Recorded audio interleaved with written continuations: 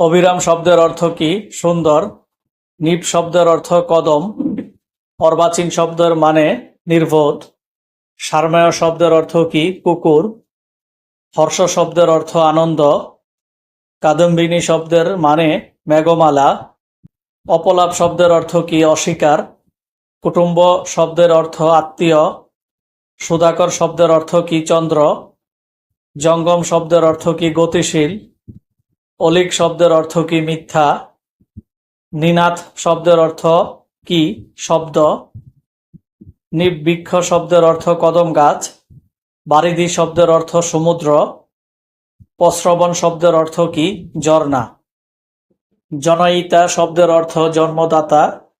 জিগর শব্দের অর্থ কি? হৃদয়। মিন সন্তান শব্দের অর্থ মাছ।